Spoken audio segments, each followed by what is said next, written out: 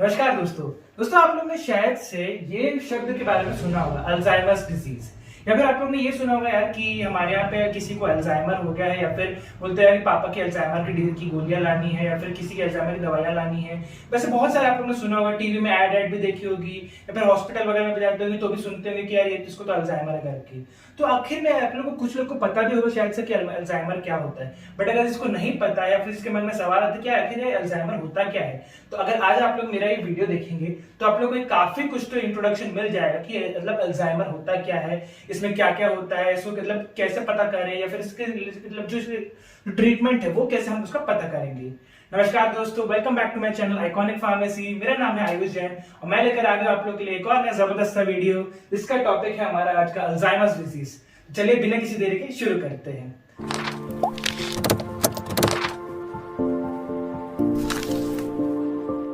तो दोस्तों जैसे आप लोग देख रहे होंगे, मैंने यहाँ पे इतनी सारी चीजें यहाँ पे लिख के रखी है कि definition, symptoms, onset, complication, risk factor, cause, या फिर उसका जो रीजन, उसके आखिर में उसके ड्रग्स, माने कि जिसका आखिर में ट्रीटमेंट है, वो सब कैसे हो सकता है। ठीक है, बिना किसी देरी के हम लोग सबसे पहले स्टार्ट करें इसकी डेफिनेशन से।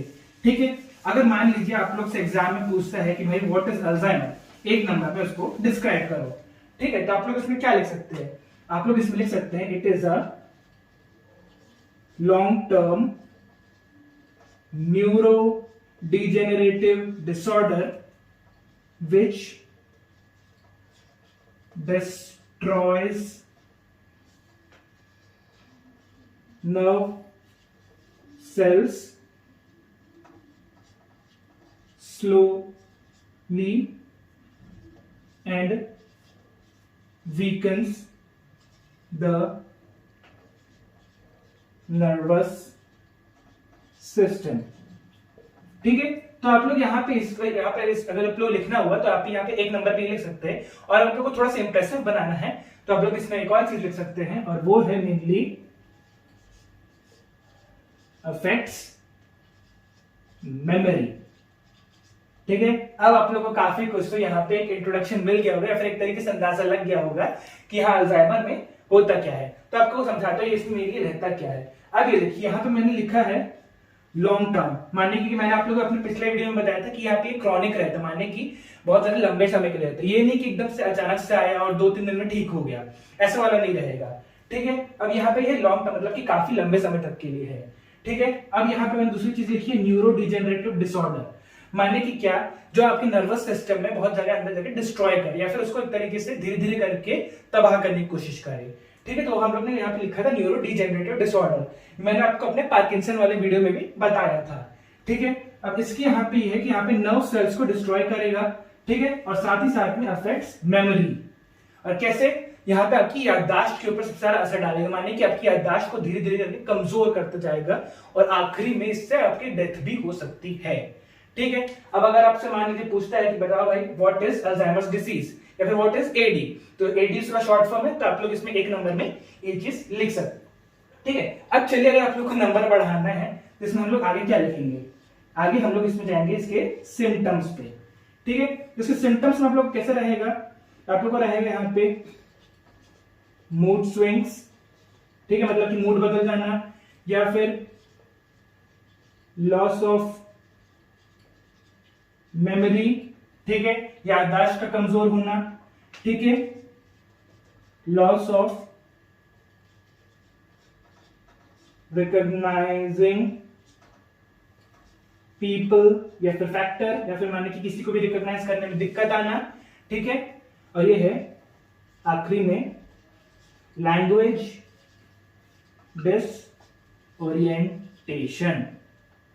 ठीक है, तो यहाँ पे ये मेनली अगर आप लोगों को 4 चीजें आप लोग को पता होगी, मान लीजिए कि अगर किसी को अल्जाइमर है तो मान लीजिए आप लोग उसको कैसे पहचानेंगे। पहला कि उसकी क्या है, उसको मूड स्विंग्स होंगे, मान कि अभी उसका मूड अच्छा है तो अचानक से उसको चिड़चिड़ा भी हो सकता है, या कुछ और भी हो सकता है, या फिर उसको मेमोरी यानी कुछ चीजें याददाश्त रखने में बहुत ज्यादा दिक्कत जा रही है, या फिर उसको किसी भी चीज को पहचानने में सबसे ज्यादा दिक्कत जा रही है। मान लीजिए जैसे कि अगर आज कोई मुझे पहचान रहा है, अगले दिन मेरे उसको नहीं भी पहचान सकता है। ठीक है, तो ये सारे मेनली सिम्टम्स होते हैं अल्जाइमर डिजीज के, और साथ ही साथ उसको सामने वाले को लैंग्वेज का डिसओरिएंटेशन भी हो सकता है, माने कि क्या, वो शायद से अपनी ही भाषा बोलते बोलते धीरे से ट्रेमर कर जाए, या फिर उसको अपनी भाषा बोलने में दिक्कतें हों। तो ऐसे बहुत सारी चीजें होती है जो उसको फेस करनी पड़ सकती है, या फिर यहाँ पे हमको उस चीज से पता चल जाता है। ठीक है, अब इसके बाद में अगर हम लोग देखें अगली चीज, मानिए कि क्या इसका ऑनसेट। अब ऑनसेट माने से आप लोग क्या समझते हैं? ऑनसेट माने कि ये होता है कि आपकी डिजीज कब से स्टार्ट होती है। ठीक है, तो ये होती है अराउंड 65 साल के ऊपर वालों की ये। ठीक है, ये चाहे मेल हो चाहे फीमेल हो, ये किसी को भी हो सकती है, बट मेनली स्टार्ट कहां से होती है? जब आपकी एज 65 के ऊपर चले जाती है। 65 को यहाँ पे एवरेज एज माना गया, किसी किसी केस में 60 भी हो जाता है, फिर किसी किसी केस में 70 भी हो जाता है। तो हम लोग इससे अप्रॉक्स लेते हैं, तो यहाँ पे हम लोग लेके आते हैं, तो वो 65 की एज के अगर आपने क्रॉस करते हैं तो आपको यहाँ पे ये चीज फेस करनी पड़ सकती है। ठीक है, तो यहां से मेनली इसका ऑनसेट हो जाता है। अब अगली चीज में अगर हम लोग आते हैं तो वो है इससे जुड़े होने वाले कॉम्प्लिकेशंस।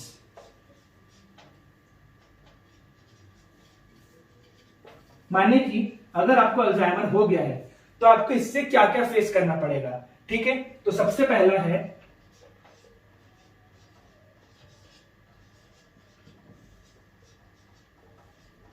डिहाइड्रेशन। ठीक है, अब आप लोग सोच रहे होंगे यार अल्जाइमर से हमको डिहाइड्रेशन कैसे होएगा? भाई ये तो नए दिमाग की बीमारी है, इसमें आपको याददाश्त भूलेंगे, तो इसमें डिहाइड्रेशन कैसे होएगा? मैं आपको बताता हूँ डिहाइड्रेशन कैसे होगा। ठीक है, अब अगर मान लीजिए किसी को अल्जाइमर हो, मान लीजिए कि उसको एकदम से किसी चीज को भूलने की दिमागी मतलब प्रॉब्लम हो गई है। ठीक है, अब यहाँ पे डिहाइड्रेशन का ये रीजन हो सकता है कि मान लीजिए उसने अगर पानी पिया है, ठीक है, या फिर उसके बाद उसको लगे कि मैंने अभी तो पानी पिया था, अभी वापस से क्यों पी रहा हूं। ठीक है, बाद में सेम चीज दोबारा रिपीट हो सकती है और फिर से चीज दोबारा रिपीट हो सकती है। तो यहां से मल्टीपल टाइम जब ये चीज रिपीट हो सकती है तो इंसान मेनली इसमें काफी सारी चीजें जो उनसे पहले कर चुकी है वो उसको दोबारा से यहाँ पे भूलने लग जाता है। ठीक है, तो यहाँ पे इसका मेन रीजन हो सकता है कि डिहाइड्रेशन, और आप लोगों को पता है कि जब बॉडी में डिहाइड्रेशन होता है तो उसके बाद में क्या होता है। ठीक है, अब डिहाइड्रेशन हो गया, इसके अलावा एक चीज होती है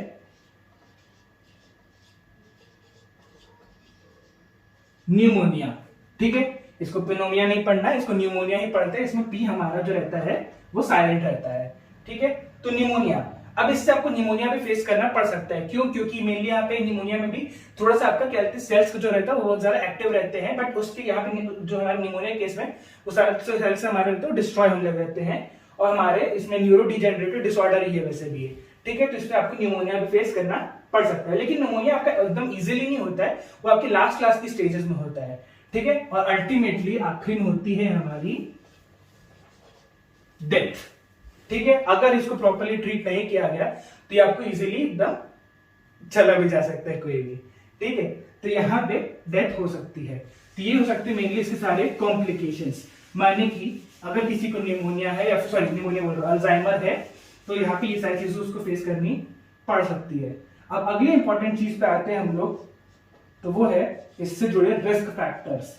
माने कि क्या क्या करने से या फिर क्या क्या होने से आपको अल्जाइमर फेस करना पड़ सकता है। ठीक है, तो अब आपको अल्जाइमर फेस करने के लिए क्या करना, जो चीजें होती है जिससे अल्जाइमर होता है, तो आपको क्या क्या नहीं करना है। ठीक है, आपको यह है यहाँ पे जेनेटिक। माने कि क्या किसी से मतलब फॉर एग्जांपल मान लीजिए किसी की पीढ़ी में किसी को अल्जाइमर है, मे भी चांसेस हो सकते हैं कि उसकी अगली जो पीढ़ी आएगी उसमें भी अल्जाइमर के सिम्टम निकल जाए। ठीक है, बट ऐसा तो नहीं है कि बच्चे एकदम बचपन से आपको पता चलने लगेगा, बहुत रेयर केसेस में होता है। बट जब आप बड़े बड़े होते हैं और अगर आपको लगता है कि हमारे भी पिता को था या फिर हमारे दादा को था या किसी परदादा को था, मे भी चांसेस हो सकते हैं कि आपको अल्जाइमर हो, बट आपको इतने इजीली पता नहीं चलेगा। वो आपको कहते हैं, जैसे मैंने लिखा था इसमें ऑनसेट इसका 65 प्लस रहता है, तब तो जाके आपको इसमें पता चलेगा। यहाँ पे इसका रीजन हो सकता है कि जेनेटिक डिसऑर्डर। ठीक है, अगला है इसका डिप्रेशन। ठीक है, तो यहाँ पे डिप्रेशन इसका मेनली रीजन ये है कि अगर आप किसी चीज को लेकर ज्यादा डिप्रेस्ड है, बहुत ज्यादा सोचे पड़े हुए हैं, तो आपका बहुत दिमाग को बहुत ज्यादा असर पड़ रहा है उस चीज का, मे भी चांसेस रह सकते हैं कि आपका जो है जो आपके सेल्स है वो धीरे धीरे करके डीजेनरेट होने लगे। ठीक है, तो यहाँ पे इस कारण से आप किसी चीज को अगर लेके उदास रहते हैं तो इस कारण से बहुत ज्यादा असर पड़ता है। ठीक है, तो यहाँ पे डिप्रेशन भी एक रीजन है। तीसरा रीजन है हमारा हाइपरटेंशन। ठीक है, अगर आप लोग को याद होगा कि हाइपरटेंशन क्या था तो आप लोग को शायद से इसका रीजन पता हो जाएगा। ठीक है, अगर नहीं आता तो मैं बताता हूँ। हाइपरटेंशन में हमारा जो बीपी रहता है वो बहुत ज्यादा एकदम ऊपर बढ़ जाता है, उस कारण बहुत सारी दिक्कतें फेस करनी पड़ जाती है। अगर आप लोग ने मेरा वो वीडियो नहीं देखा है तो आप लोग जाके नीचे देख सकते हैं। ठीक है। तो यहाँ पे जो हाइपरटेंशन है उसके कारण भी हमारा ब्लड फ्लो बहुत जो कह सकते हैं कि जो एकदम बढ़ जाता है, उसको इजीली यहाँ पे प्रॉपर्ली जो जगह रहती है वो नहीं मिलती है जाने के लिए, तो उसके कारण भी हमको अल्जाइमर फेस करना पड़ सकता है। और हमारा लास्ट है हेड इंजरी। माने कि अगर आपके सर में किसी तरीके की चोट लग रही है, ठीक है, या फिर अगर आपको बचपन में चोट लगी और बाद में जाके आपको उसका असर पता चल रहा है धीरे धीरे करके, तो हेड इंजरी भी एक मेन रीजन रह सकता है। इंजरी माने की चोट, ठीक है। कुछ लोगों को पता रहता है, कुछ लोगों को नहीं पता रहता, इसलिए मैंने सोचा कि चलिए आपको बता देता हूँ, ठीक है। तो ये रहते हैं इसके मेनली सारे रिस्क फैक्टर। अब आपको सबसे मेन चीज बताता हूँ वीडियो की, सबसे मेन चीज जो कि आप लोग को लगेगा कि यार होता कैसे है आखिरकार, कि मतलब इसमें मेनली क्या होएगा जिस कारण से यहाँ पे अल्जाइमर होता है, ठीक है। तो वो रहता है यहाँ पे मेनली इसका जो अगर देखा जाए कॉज या फिर रीजन या फिर व्हाट हैपेंस, ठीक है। मानने कि इसमें होता क्या है आखिरकार। तो इसमें मेनली देखी जाए, अगर इसका कॉज देखा जाए ना प्रॉपरली, तो अच्छे से किसी को ज्यादा पता नहीं रहता है, लेकिन मैं आपको बता देता हूँ कि अल्जाइमर में मेनली होएगा क्या, ठीक है। तो अल्जाइमर में मेनली क्या होता है, इसमें ना बहुत सारे टाइप के जो प्रोटीन्स रहते हैं, ठीक है। तो जो प्रोटीन्स रहते हैं ना वो abnormal deposition of proteins in and around brain cells, ठीक है। तो यहां पे जब उस पर कहते हैं यहाँ पे डिपोजिशन होगा प्रोटीन्स का इन एंड अराउंड यानी ब्रेन सेल्स, माने कि जब उसमें जो उसके हमारे जो ब्रेन सेल्स है उसमें अंदर में जाके उसके आसपास के एरिया में जब प्रोटीन्स का जाकर यहाँ पे डिपोजिशन हो जाएगा एबनॉर्मल माने कि अनकंट्रोलेबल टाइप से, ठीक है, तब यहाँ पे आपको इस चीज में जो होता है, मतलब जो आपका अल्जाइमर यहाँ पे कॉज करना हो सकता है। अब मैं आपको बताता हूँ प्रोटीन्स के कौन से रहते हैं, ठीक है। तो यहां पे एक रहता है मेन हमारा प्रोटीन एमिलॉइड प्रोटीन, ठीक है। तो जो एमिलॉइड प्रोटीन है ये क्या करता है, ये यहां पे प्लेक क्रिएट करता है या फिर प्लाक क्रिएट करता है, ठीक है। तो जो प्लाक रहता है वहां पे जाके वो धीरे धीरे करके वहां पे डिपॉजिट होने लग जाता है, उसको धीरे धीरे करके सड़ाने लग जाएगा वहां पे वो, ठीक है। और इसके अलावा एक और प्रोटीन रहता है, उसको हम लोग कहते हैं टाउ प्रोटीन, TAU करके इसको बोलते हैं टाउ प्रोटीन। तो ये क्या करता है, ये मेनली हमारे ब्रेन सेल्स पे टैंगल करता है, माने कि एक तरीके से वहां पे जाके जब डिपॉजिट हो जाएगा तो वहां पे जाके उसको उलझाएगा बहुत ज्यादा, यानी कि आपके वहां पे ब्रेन सेल्स को इजीली काम करने नहीं देगा, ठीक है। तो अब जब वो वहां पे जाके उलझ जाएंगे बहुत ज्यादा एकदम तरीके से, तो वहां पे ढंग से वो लोग काम नहीं कर पाएंगे। तो ये जो दो मेन प्रोटीन रहते हैं यही हमारे इसकी ज्यादा जड़ रहती है, जो कि हमारे अल्जाइमर को बहुत ज्यादा एकदम हवा देती है, या फिर जिसके कह सकते हैं कि बहुत ज्यादा इनके कारण ही अल्जाइमर होता है, ठीक है। तो अब जब हमको यहाँ पे पता चल गया है कि यहाँ पे अल्जाइमर इनके कारण होता है, तो अब हम लोग क्या करें, ठीक है। अब हम लोग यहाँ पे मेनली इसके ट्रीटमेंट पे देखेंगे कि इसमें ट्रीटमेंट कैसा हो सकता है, ठीक है, या फिर इसकी जो रिलेटेड ड्रग्स है, ट्रीटमेंट स्लैश ड्रग्स, ठीक है। तो ट्रीटमेंट में पहला चीज रहती है सेल्फ केयर, माने कि आपको आपकी एक तरीके से केयर करनी, चाहे आप खुद से भी कर सकते हैं या चाहे किसी को रख भी सकते हैं कि वो हमारे लिए हमारी केयर करके दे देती है, मतलब जो हमारी तरीके से हमारी मदद करे, हमारी हेल्प करे, ठीक है। सेल्फ केयर ये सबसे बड़ा इसमें मेनली कहा जाए तो ट्रीटमेंट रह सकता है, या फिर एक तरह से बी हैप्पी। यहां पर अगर आप बहुत ज्यादा खुश रहेंगे ना तो भी आपको एक तरीके से इन सब चीजों से मतलब पार पाने में बहुत ज्यादा इजी पड़ेगा, ठीक है। मतलब सबको वैसे तो खुश रहना ही चाहिए, बट आपको यहाँ केस में भी आपको ज्यादा खुश रहने की जरूरत रहती है, ठीक है। वही है कि अगर आप जरा खुश रहेंगे तो आपका ब्लड प्रेशर भी नॉर्मल रहेगा, तो बहुत सारे आपके ऐसे फैक्टर्स यहाँ पे काम करते हैं। इसके अलावा अगर हम लोग ड्रग्स पे देखा जाए, ठीक है, तो राइवास्टिग्मीन,